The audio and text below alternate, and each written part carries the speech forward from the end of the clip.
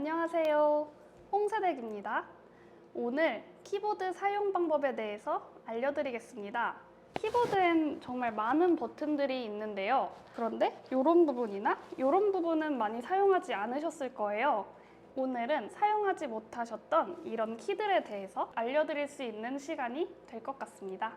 별, 하트 등등 다양한 기호들을 나타낼 수 있는 특수 문자부터 요즘 많이 사용하는 이모티콘까지 입력할 수 있는 다양한 기능들이 있답니다.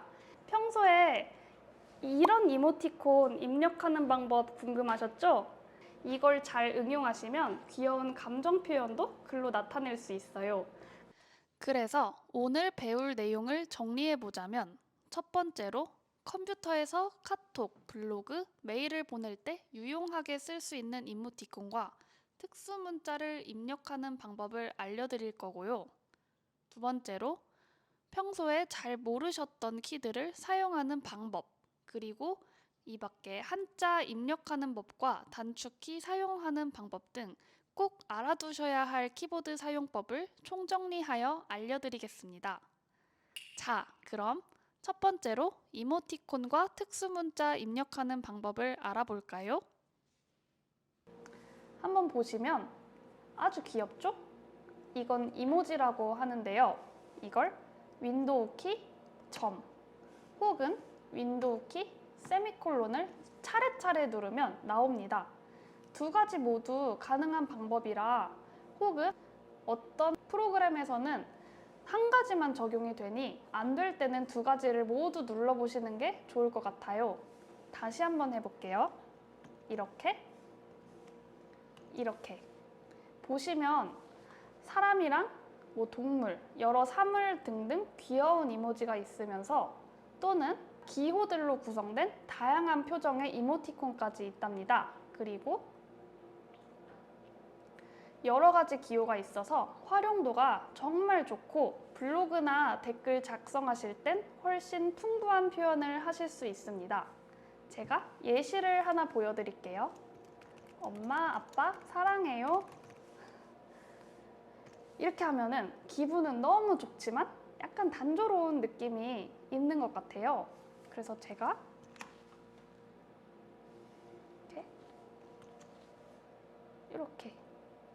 이렇게 추가하시면 어때요? 더 사랑스러워 보이지 않나요? 두 번째로 한자키를 이용한 특수문자 입력법에 대해 알려드리겠습니다. 이와 같은 특수문자들은 미음하고 한자키를 차례대로 누르면 이렇게 별을 쓸 수가 있어요. 여기서 탭을 한번 누르면 확장이 돼서 더 한꺼번에 볼 수가 있습니다. 방향키로 왔다 갔다도 가능하고요. 위아래, 양옆 이렇게 가능하고요. 하지만 여기서 더 빨리 치시고 싶은 분들은 특수문자 옆에 번호가 나와 있는데 그 번호를 누르시면 더 빠르답니다. 다시 한번 해볼게요. 미음, 한자. 그리고 우리는 하트를 한번 쳐보겠습니다. 5번. 이렇게 하면 됩니다. 미음으로 특수문자를 만들었는데요. 미음 외에도 다른 자음과 한자키를 누르면 더 다양한 특수문자를 칠 수가 있어요. 대신 모음은 안 됩니다. 좋은 예시를 하나 보여드리겠습니다. 미음, 한자.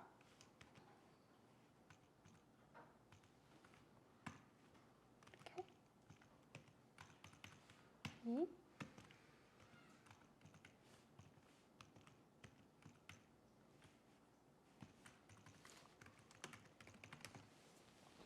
어때요? 더욱 집중이 되는 효과가 있지 않나요? 특수문자를 활용하시면 이렇게 강조할 수 있답니다.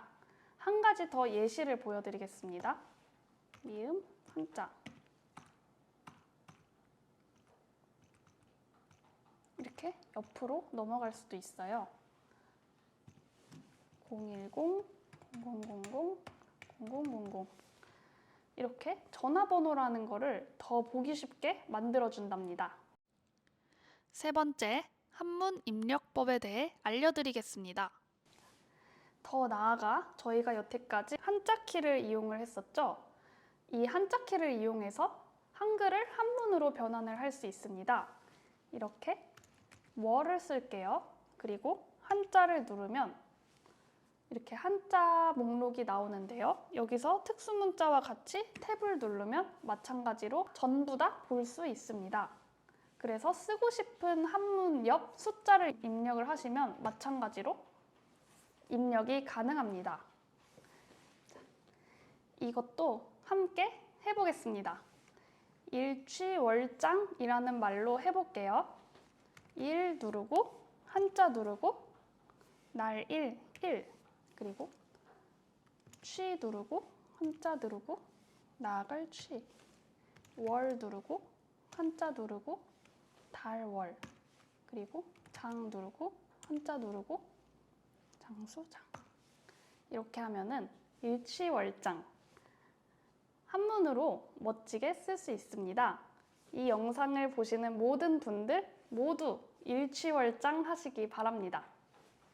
네 번째, 한영키와 쉬프트키 사용법입니다. 이번에는 영어를 한글로 바꾸기 그리고 쉬프트키를 이용해 대문자 입력하기를 알려드리겠습니다. 한글을 작성하시다가 한영키를 누르면 영어로 작성이 됩니다. 또는 대문자를 입력하고 싶으시다면 쉬프트 키를 누르고 입력을 해보세요. 그러면 대문자 A가 나옵니다. 계속 대문자로 만약 쓰고 싶으시다면 여기 캡스락을 누르고 입력을 해보세요. 그러면 대문자 영어가 계속 나오네요. 다시 누르면 다시 소문자가 나옵니다. 그리고 한영키를 다시 한번 눌러보겠습니다.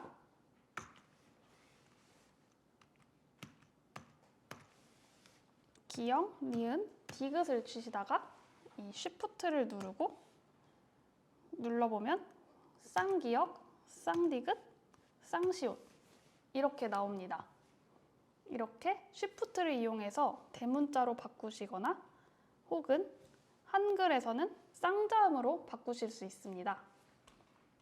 다섯 번째는 숫자 키에 대해 알려드리겠습니다. 숫자 입력하는 거는 여기에도 있고요. 그리고 여기에도 있습니다. 여기에 있는 건 계산기와 모양이 비슷한데요. 이 둘 중에 편한 것을 이용하시면 됩니다.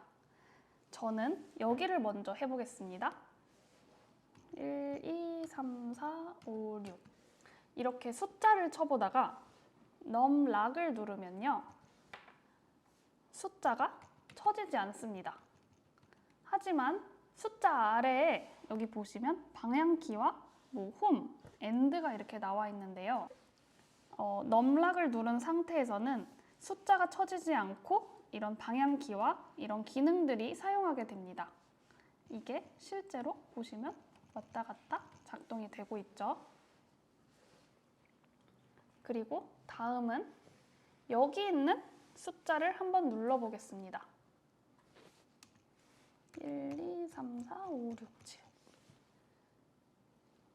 이렇게 숫자를 입력하다가 아까 대문자나 쌍자음으로 바꿨을 때 쉬프트를 이용했는데 여기도 마찬가지로 쉬프트를 누르고 1, 2, 3, 4, 5, 6, 7 이렇게 기호가 나오게 됩니다.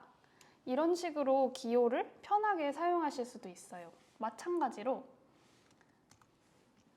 또 이렇게 하면 환한 눈웃음이 나오게 되네요. 이것도 감정 표현으로 잘 활용하실 수 있을 것 같아요. 여섯 번째로 스페이스바 키에 대해 알려드리겠습니다. 스페이스바는 키보드에서 가장 긴 부분을 갖고 있어요. 이걸 한번 누르면 띄어쓰기가 되는데요. 이게 빈 화면이라 잘 안 보이시죠? 자, 이 문장을 보시면 띄어쓰기가 하나도 안 되어 있어요. 그래서 방향키로 안녕하세요 스페이스바 띄고 저는 띄고 홍세댁 띄고입니다. 이렇게 활용을 하실 수 있고요.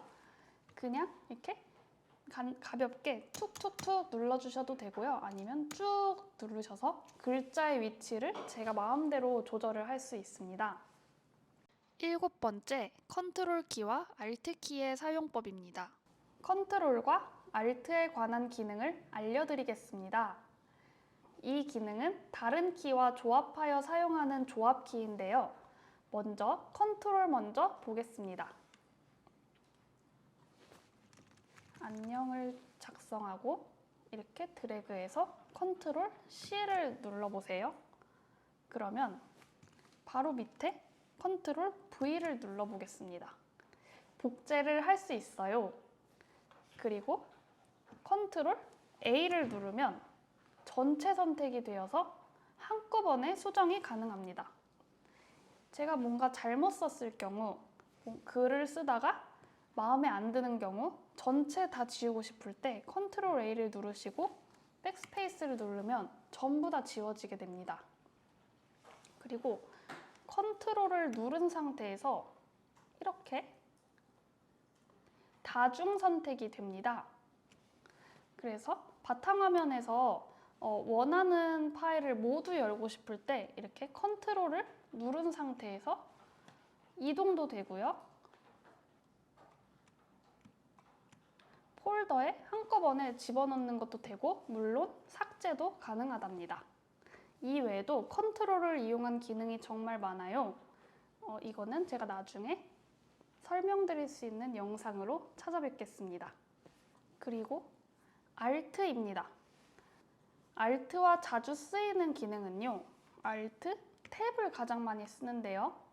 지금 켜있는 창들을 모두 볼 수가 있어요. 다시 한번 해볼게요. Alt, 탭. 탭을 계속 누르고 있으면 뭘 선택할지 왔다 갔다 하죠. 그래서 Alt만 누른 상태로 탭은 뗍시다. 그럼 멈춘답니다. 그래서 이거를 누른 상태로 X를 누르면 그 창이 꺼지고요. 아니면 그 중에 열고 싶은 창을 하나 누르면 그 창이 켜진답니다. 다시 한번 해볼게요. Alt, 탭. 누르자마자 탭에서 손을 떼지 않으면 어떤 걸 선택해야 될지 보기가 힘들어지는데요. 여기서 탭은 뗍시다. 그리고 원하는 창을 다시 들어가고 싶을 때 누르면 들어가게 되고요. X를 눌러서 끌 수도 있습니다. 8번째로 인서트 키의 사용법입니다. 다음은 여기 보시면 인서트, 딜리트, 엔드, 홈, 페이지 업, 페이지 다운 이 기능들이 있는데 아마 가장 궁금하실 거예요. 도대체 키보드에서는 이게 왜 있는지, 어떨 때 쓰는지 궁금하실 거라 생각이 듭니다. 그럼 먼저 인서트 먼저 알아볼게요. 문서에서 인서트를 누르시면은 아래 삽입 수정이라고 나오는데 이게 계속 누를 때마다 전환이 됩니다. 그래서 인서트를 누르면 수정이 되었죠? 글을 다시 입력하면 앞에 있는 글씨가 지워지고 새로운 글씨로 바뀝니다. 그리고 다시 한번 눌러볼게요. 삽입으로 바뀌면 글자 사이에 글씨가 추가가 된답니다. 인서트는 이렇게 사용하시면 됩니다. 9번째로 딜리트 키와 백스페이스 키에 대한 사용법입니다. 이번엔 여기 딜리트라는 키에 대해서 알려드리겠습니다.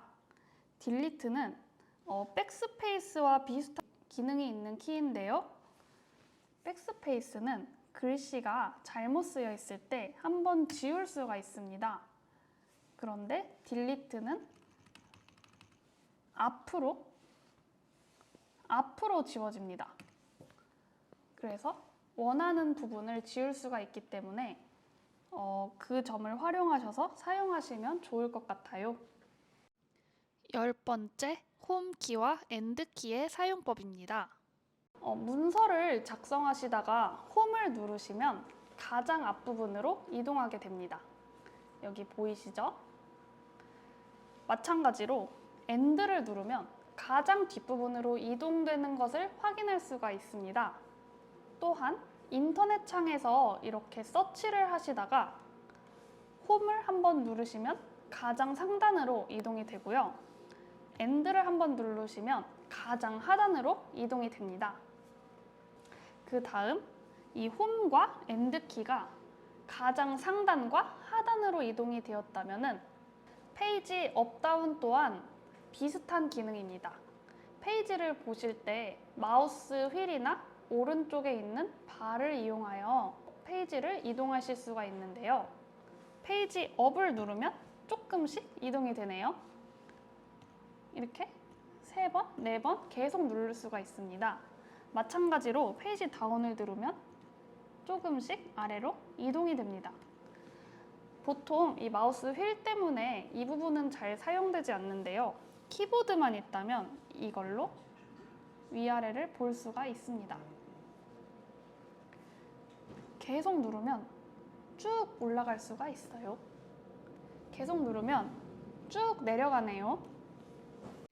11번째, 프린트 스크린 키, 스크롤 락키, 퍼즈 브레이크 키에 관한 사용법입니다. 자, 그 다음은 여기 위에 있는 키를 살펴볼 텐데요.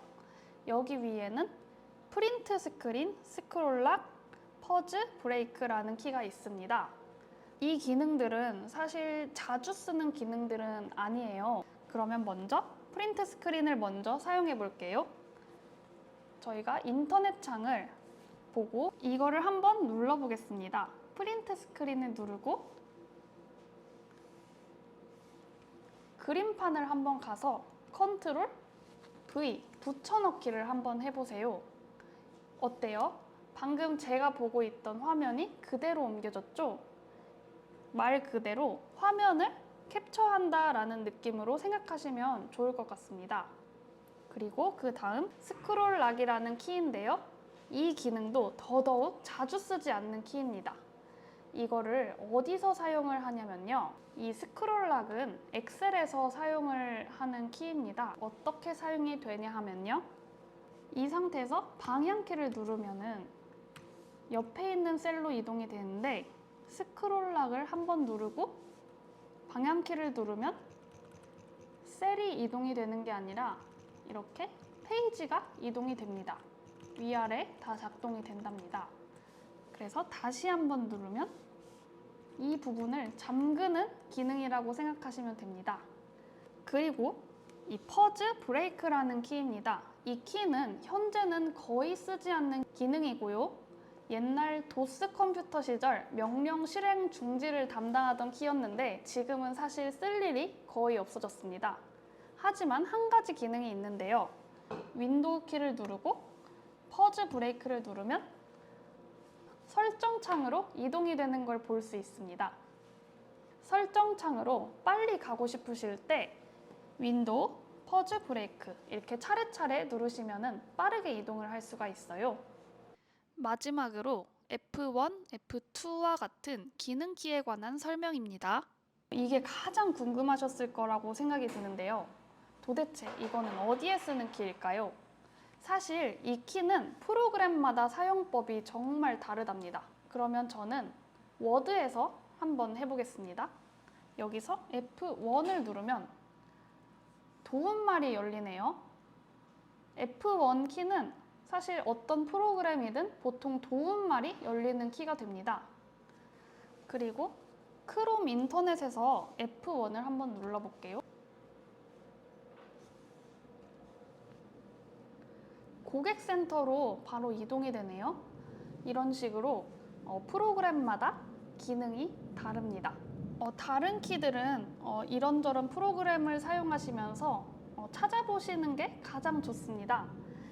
하지만 저희가 자주 쓰는 기능 중 하나는 Alt와 F4를 누르면 현재 켜져 있는 창이 꺼집니다. 이 창을 빠르게 끄고 싶다면 Alt와 F4를 누르시면 바로 꺼진답니다. 다시 한번 해보겠습니다. 저희가 메모장이 켜져 있는데요. Alt와 F4를 누르면 꺼집니다. 이런 식으로 다양한 기능이 있는 기능키입니다.